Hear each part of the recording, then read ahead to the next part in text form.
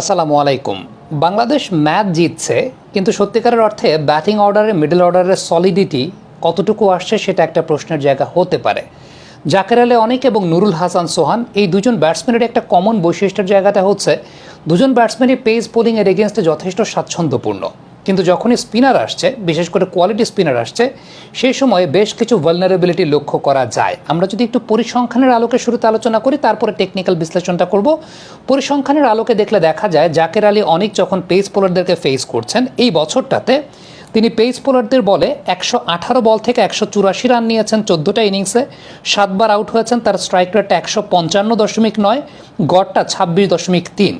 কিন্তু সত্যিকারের অর্থে আপনি যদি স্পিনের এগেনস্টে জাকের আলী অনেকের পারফরমেন্সটা দেখেন তাহলে দেখবেন স্ট্রাইক রেটটা 100-রও নিচে এই বছরটাতে, 93.7, এবং গড়টা মাত্র 17.8। 95 বল থেকে তিনি 89 রান সংগ্রহ করেছেন, 5 বার আউট হয়েছেন, 41% ডট বল কনসিড করেছেন।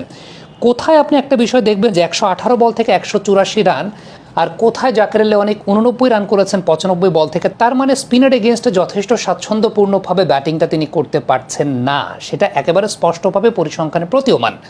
নুরুল হাসান সোহান, যদিও তাকে এই কয়েকটা ম্যাচ দিয়ে বিশ্লেষণ করা যাবে না খুব বেশি, তারপর আমরা যদি দেখি যে পেস বোলিংয়ের এগেনস্টে এবং স্পিনের এগেনস্টে পার্থক্যটা কিন্তু অনেক বেশি মাত্রায়। আপনি যদি এই বছরটাতে নুরুল হাসান সোহান যে 5টা ম্যাচ খেলেছেন, আপনি পেসের এগেনস্টে খেয়াল করে দেখেন তার গড়টা 60।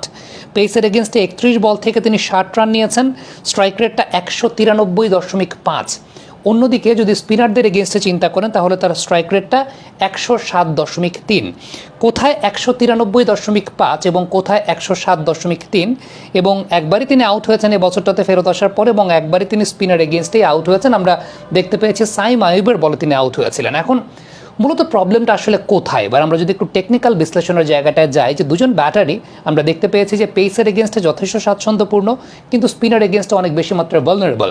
এর পেছনে দুইটা বড় কারণের জায়গায় আপনি যদি দুজন ব্যাটসম্যানের ক্ষেত্রেই চিন্তা করেন, তারা লেগ সাইড ওরিয়েন্টেড শট বেশি খেলেন, সেটা খেলতেই পারেন। লেগ সাইড ওরিয়েন্টেড শট তারা বেশি খেলতেই পারেন, বাট লেগ সাইড ওরিয়েন্টেড শটের মধ্যেও একটা কমন বৈশিষ্ট্যের জায়গাটা হচ্ছে তারা অনেক বেশি মাত্রায় টেনে হুইপ করেন, টেনে হুইপিংটা অনেক বেশি মাত্রায় করেন। বাট স্পিনার এগেনস্টে যে বিষয়টা খুব উল্লেখযোগ্য বিষয়, সেটা হচ্ছে অন ড্রাইভ করে একটা সিঙ্গেল নেয়া, স্ট্রেট একটা সিঙ্গেল নেয়া, কিংবা সুইপটাকে খুব প্রোডাক্টিভ ওয়েতে করা।